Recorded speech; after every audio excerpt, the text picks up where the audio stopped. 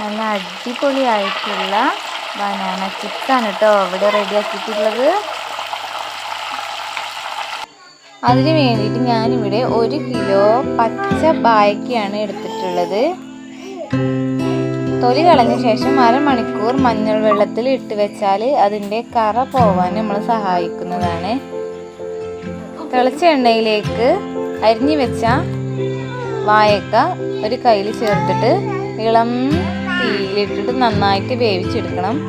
അതിലേക്ക് രുചിക്ക് വേണ്ടിയിട്ടുള്ള ഉപ്പിനും നിറത്തിന് വേണ്ടിയിട്ടും ഒരു ചേരുവ കൂടി ചേർക്കേണ്ടതുണ്ട്. ഒരു പാത്രത്തിലേക്ക് ആവശ്യത്തിനുള്ള ഉപ്പും കുറച്ച് കളറിന് ആവശ്യമായ മഞ്ഞൾപ്പൊടിയും ചേർത്തിട്ട് ഇളക്കി യോജിപ്പിക്കുക. ശേഷം ഓണത്തിനൊക്കെ നമുക്ക് ഉണ്ടാക്കാൻ പറ്റുന്ന തരത്തിലുള്ള അടിപൊളി ബനാന ചിപ്സാണ് കേട്ടോ ഇത്. എല്ലാവർക്കും ഉണ്ടാക്കി നോക്കാവുന്നതേ ഉള്ളൂ.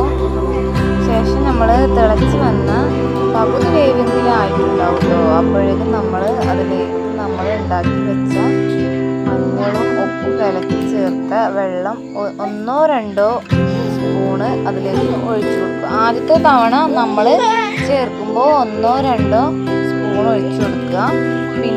പിന്നീട് നമ്മൾ കോരിയെടുക്കുമ്പോൾ അതിന് ആവശ്യത്തിന് ഉപ്പ് ആ എണ്ണയിൽ തന്നെ ഉണ്ടാകും. അപ്പം നമ്മൾ അത് നോക്കിയിട്ട് 1 സ്പൂൺ ആഡ് ചെയ്താൽ മതി.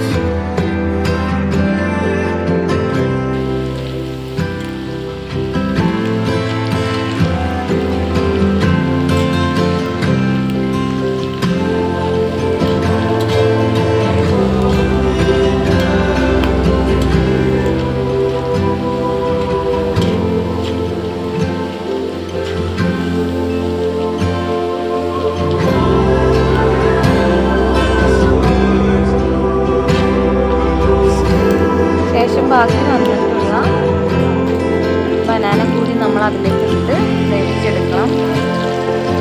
ഉപ്പ് നോക്കിയിട്ട് വേണം നമ്മൾ മഞ്ഞൾ വെള്ളം ചേർക്കാൻ.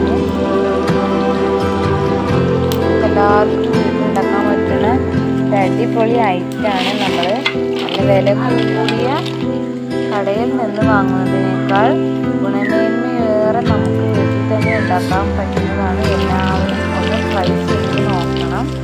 വെരി സിമ്പിളാണ്. അധികം ക്യാഷ് ഒന്നും ചിലവാക്കില്ല. എല്ലാവർക്കും ഇഷ്ടപ്പെടും. നല്ല ക്രിസ്പി ആയിട്ടുള്ളതാണ്.